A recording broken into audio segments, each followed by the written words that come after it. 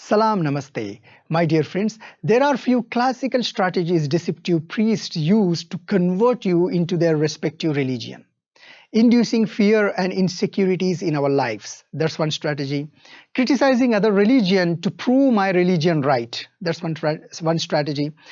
Doing some charitable work and eventually asking you to convert, helping you and then eventually asking you to convert into their religion. That's one strategy. Arguing that my God is true God, my religion is true religion, and misinterpreting facts in other religions. That is one strategy. And the most common type of strategies is believe in our God and your problems will be solved. Unfortunately, this is most popular conversion strategy. If you ask any convert why he converted, most of the times you will hear this answer: I have converted because my problems have been solved, or my life has become better since I started believing in so and so communal God, or since I converted into that particular religion. Seriously, think about it. This is unfortunate.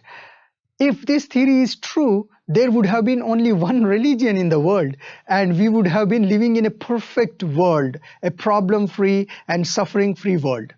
That didn't happen, and it won't happen. Universe doesn't work that way.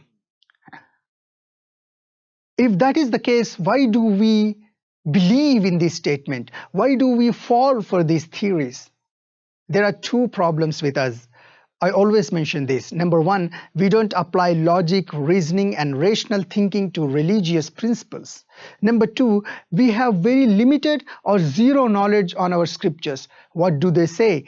Do they have this ulterior agenda of communal conversion, or do they completely talk about completely a different theory of character transformation? Let us break this down, and you will realize that conversion is not only unnecessary, but in certain cases, it has adverse effects on society. Believe in our God and your problems will be solved. There are few problems with this statement. Number one, there is no such thing as your God and my God. We have only one supreme creator. And according to our scriptures, Vedas, Upanishads, Bhagavad Gita, Bible, Quran, they introduce the supreme creator as unborn, invisible, immortal, with many names. So one supreme creator perceived differently. So when you're converting from one religion to other religion, you're not really changing supreme creator. In reality, you're in a communal sense, yes, you're changing gods, but in reality, because we have only one supreme creator, you're not really changing it. What is happening here? In the name of conversion, you're leaving your culture. That's very dangerous. You're leaving your culture, you're leaving your tradition, you're leaving your family values. You're adopting completely a different culture. That will have negative effects on society, even long-term negative effects on your family as well. Number two, there is no statistical or experimental evidence to prove this theory right. Number three, our scriptures do not talk about communal conversion. They don't make such statements. They talk about character reformation, ideological change, character change, not communal conversion, character conversion. Number four, our scriptures not only condemn this superstitious theory, but also teaches us a concept of life which is completely contradictory to this statement made by deceptive priests. According to our scriptures, we have been created to face struggle. We have been created to face problems, to face challenges. These challenges and problems, they complete our life. There is no life without problems, as simple as that. Universe doesn't work that way. So problems are integrated part of our life. If you look at Bhagavad Gita, Samkhya Yoga, 2nd chapter, 59th verse, Dukkheshvano dvignamanaha sukheshu vigata spruhaha vita raga bhayakrodaha stitadhir munirushyate. He who is not troubled by sorrows and who doesn't hanker in pleasures, he who is free from attachment, fear, and anger, He is a sage of steady wisdom. Of course, this sloka has a very deep philosophy included in it, but for the purpose of this video, I would like to bring your attention to the first phrase, he who is not troubled by sorrows. And he is a sage of steady wisdom. Who is sage? Sage is a person who has highest spiritual status, like Sri Rama, Sri Krishna. They are sages. The verse doesn't say that your problems will be solved or you will become problem free if you become sage, right? It doesn't say that. It doesn't say sages won't have problems. What it is saying is sage is the one who is not troubled by sorrows. So he will have to face challenges. He will have to face problems. He will have to face troubles. But he is not troubled by those challenges. He is mentally strong. Sri Rama's life is the best example for us. He is the greatest role model for us. He is the best human being to walk on this planet. And he is undoubtedly the most loved souls in the eye of God. In the eye of Supreme Creator, Akshara Parabrahma, Om.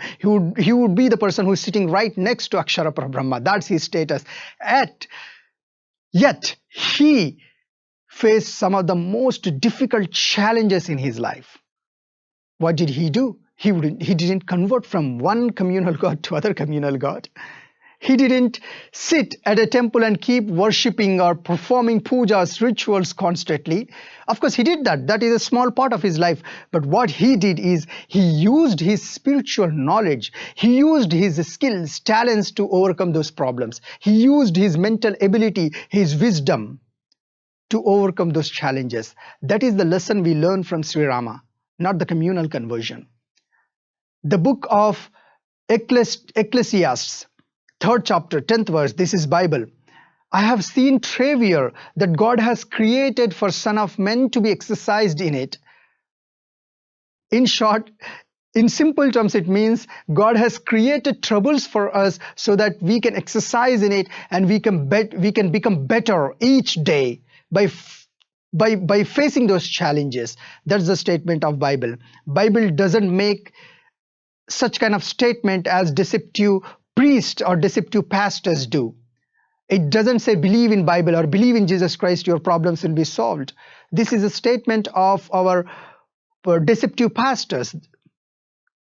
And they also make witnesses on stage, open witnesses on stage, saying their problems have been solved since they believed in so-and-so communal God, since they converted into religion.